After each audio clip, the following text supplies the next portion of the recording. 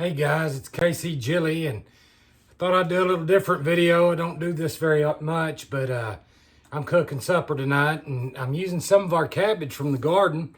So I thought I'd prove it that I actually use this stuff that I'm growing out there, and not just selling it or messing around. So I'm gonna make cabbage and cornbread tonight. I thought maybe, you know what, there might be some young fellas watching, or somebody who just doesn't cook much and likes cabbage, likes cornbread. If you're from the South, there's a good possibility that you do like it. And I'm going to show you how I make it. And as far as the cornbread goes, I'm just using the stuff I can get in the packets from the store.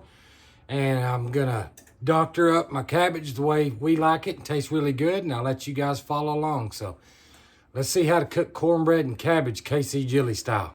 So the first thing is I have a 12-inch skillet, and for that cornbread, those packages tell me to stick that thing in the oven at 400 degrees for about 7 to 8 minutes and let it warm up while I'm mixing up the cornbread. So that's what I'm gonna do. I've already got the oven preheated, and I'm gonna stick this guy right up in its house. There we go. All right. I'm going to use this Gladiola brand here. We really like this sweet yellow. It calls for 2 eggs and 1 cup of milk. So that's what's going to go into mixing this cornbread, and let me get it going first. Right, guys, so there's 2 eggs, 2 packages of mix, and now for our cup of milk. All right, now I'm going to mix this stuff up. So hopefully y'all can see me. Get this old stuff mixed up a little bit in here. Don't have to get all carried away. I can only find my little baby whisk right now. Get that stuff all mixed up.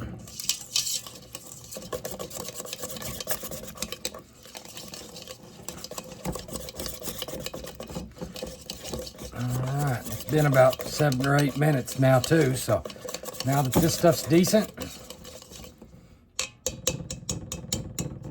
can you see that stuff there? All right, that stuff's decent. Let's check that pan out and get it out of the oven now that it's preheated. All right, she's warm now, ready to go. So, let me pour this old stuff in there to the best of my ability here. And I'm using a utensil, kind of like for cake batter or something like that. At least that's what my mama used to spread her icing on her cakes with it. Not this particular one, but this type of tool. My favorite cooking utensil just died. It was kind of a flimsy, long spatula looking thing.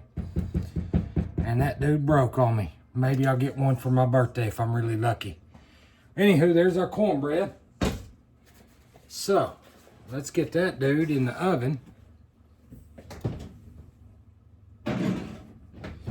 All right. And we'll set our timer. All right, so we're gonna set our timer for 18 minutes.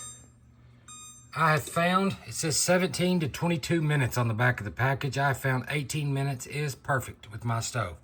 So while that's cooking down, let's get serious over here.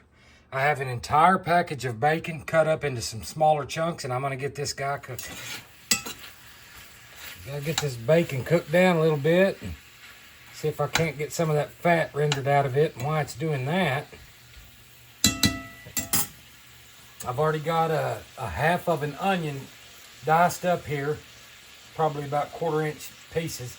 And I'm gonna take this cabbage that I had outside, and I'm gonna start getting some of it chopped down here.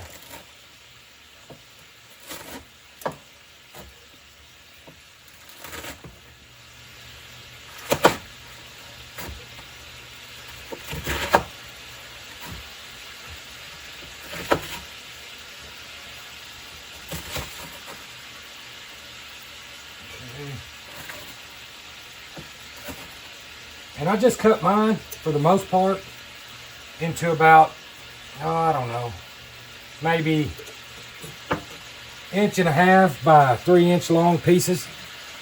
That cooks down real good. It's just about right to stab with a fork and no other issues. So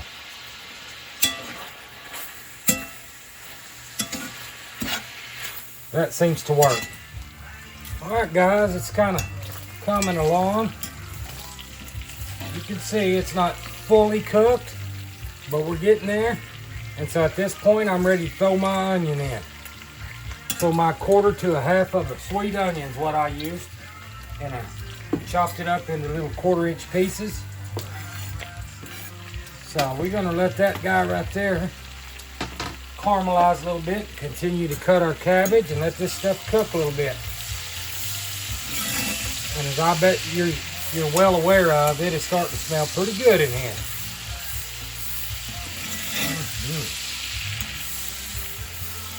Smells really good. All right, so I'll be back in just a minute. All right, guys, we're to the place. I'm gonna stick the first part of the cabbage in. I had to put a whole head of it back in the ice box. It's just gonna be too much for us, so. Get that cabbage in there.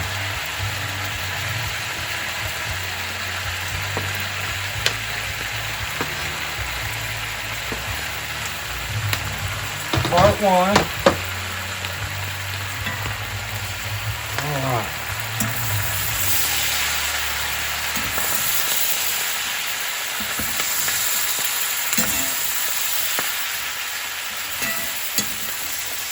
And the bacon I had cooking up kind of high, on about 6 on my stovetop burner.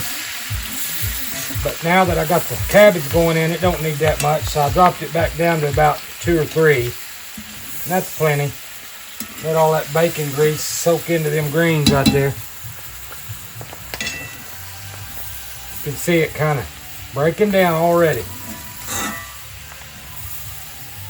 Getting that good flavor going on. Get in there, Peter.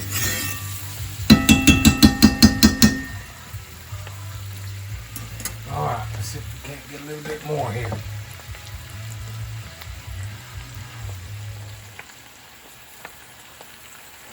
Trying real hard not to make a mess. All right, I'm listening to a little Toby Keith in the background. Sad to hear about his deal. That guy, while not necessarily my favorite artist, he was a good American, and I do appreciate him being so patriotic. And my wife, she's a big fan, so we listen to all of his stuff all the time. And we were kind of sad when we heard the news, because as we ran through the playlist for old Toby, what we saw is in the early days how patriotic and how many songs he sang about America and how great of a country we were. And by the time he was about to pass away, all these last songs he sang about America were sad. Seemed like there was no hope for it. And, oh, cornbread's ready. He was singing about how rough it had got and what's left of America. And that's the way he went out, and that's sad. You know what? That's really sad.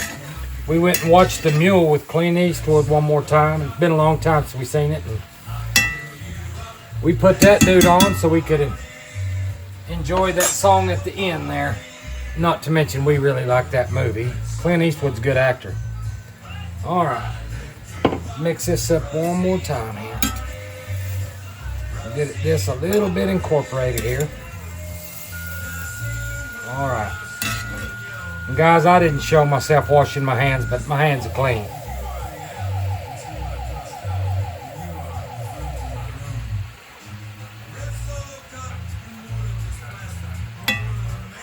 All right, so that's where I'm at.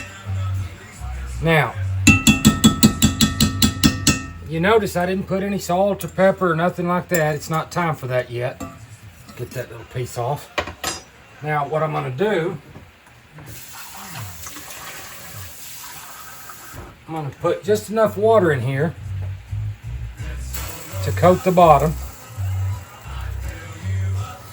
And that'll kind of steam that old stuff, and I'll put this lid on it. All right. We'll let it steam for a minute. When it gets time to season it, I'll bring you guys back. Okay, guys. So I put about 2 tablespoons of butter and ran it around the edge of the pan and all over my cornbread. But there's the cornbread. It's just right, like it always is, right at 18 minutes. Them little packages with that sweet kind, pretty good. All right, our cabbage is to a place now. I'm ready to show it a little love. So I'm just gonna salt, regular salt, by eyeball. That looks pretty good for my taste. Put a little bit of pepper. All right, and then a little bit of Tony's. Right, just a little bit for something else. And I'll tell you, when I'm making this for me and the boy, it's getting some jalapenos in there as well. But my wife and my grandson, they can't handle that old spicy stuff. And that Tony's is just spicy enough. I can get a little something out of it, and it doesn't kill them. So by the time it mixes with this old stuff, we're good. So guys, there it is. Let me show you a close-up. And we're gonna call this a wrap. So there's our cornbread. It's about 2 inches thick. Nice little slab of it. And right there you can see that cabbage. And man, it's gonna be a good meal. The picture on the front of the video, that was the finished deal. Asen likes it, don't you? It's gonna be good, ain't it? What's this? All right, so hey guys, I've got a question for you. Maybe you can help me. We make that into a full meal, the cabbage and the cornbread, but it's kind of hard for me to figure out what to make on the side. So if you guys have a good idea on what we could do maybe as a side with that, this poor little baby right here, we can see his ribs. He's skinny and he's starving plumb to death. You can tell he's been playing at school, but anywho, if you guys got some ideas for sides that go with cornbread and cabbage, y'all let me know. I appreciate it. Till next time, we'll see y'all later.